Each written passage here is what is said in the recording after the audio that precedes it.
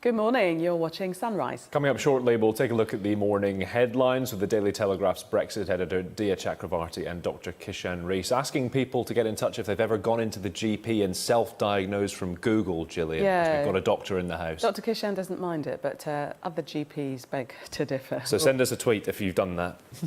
Let's talk about the morning newspapers with us, Dr. Kishan Rees and Daily Telegraph's Brexit editor Dia Chakravarti. Just following on from what Gillian was asking the Minister about to start with there, Kishan, briefly, because you are, of course, a doctor, the acid attack sort of situation we're in and much more stringent punishment needed, lots of people calling for that. Can you just outline how horrific that injury is when people come in? Yeah, sure. First, I thought that was a brilliant interview. It was good to sit and watch it. So it was really Don't good. make her feel too good.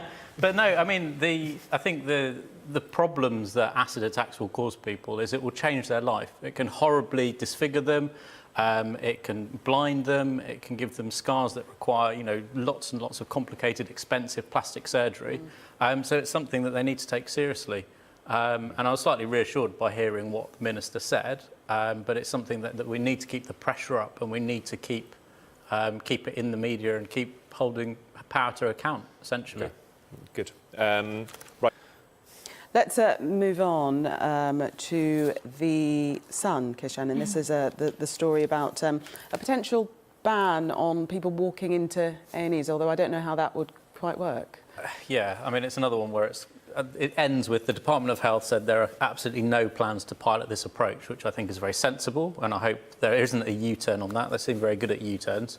I think we should be really careful of blaming patients going to A&E because it's such a small minority of people that turn up that shouldn't be there. And the ones that do go are almost apologising for coming in, and really they don't want to waste doctors' time. But I think we need to be realistic in the fact that it's very difficult to get a GP appointment. But this is suggesting that you call your GP Yeah, first, call your isn't GP it? or call 111 or call an ambulance. And I put some stuff out on Facebook on this last night and get people's opinion on it. And most people absolutely think it's an absolutely ridiculous idea. And I'd have to agree. It was something that was floated by Jeremy Hunt and they discussed the idea. But I think we just need to be really careful that we're not knocking patients. It's not patients' fault that the health service is in the situation that it is. And as a doctor, I'd say if somebody needs help and needs medical attention, that they seek it. Because the worst thing is I see elderly patients getting all this kind of messaging, presenting late, and they're sicker, and then they're harder to treat. And the irony is they've paid the most into the system over the years, and they're the ones that abuse it least.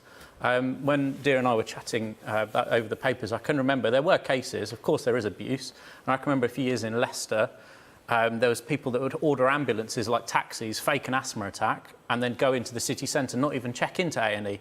Now, of course, those people should be charged, but I think we need to be really careful about blaming or tarring everybody with the same brush, because nobody really attends A&E for a laugh or just because they've got nothing better to do. Not quite that simple, is it? Dear Kishan, thanks very much for the moment. We're going to take a break, much more coming up. Do stay with us.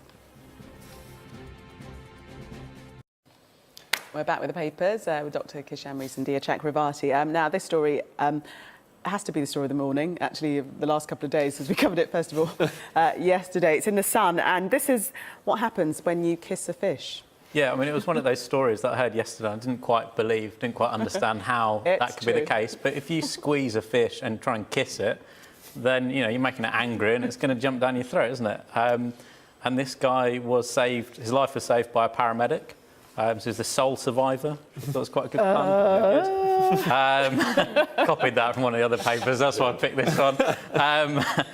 But yeah, I just think, you look at the ambulance crews and staff, and we see all sorts of weird and wonderful cases, and it's such a great service, and these people should be appreciated and not referred to as ambulance drivers as they were previously last year by the Secretary of State for Health. They're highly skilled professionals that save people's lives, and we couldn't do our job without them, so they're absolutely amazing. I mean, Dia, this guy's extremely lucky, isn't he, really? But look how cavalier he is. He says he has not ruled out ever doing it again.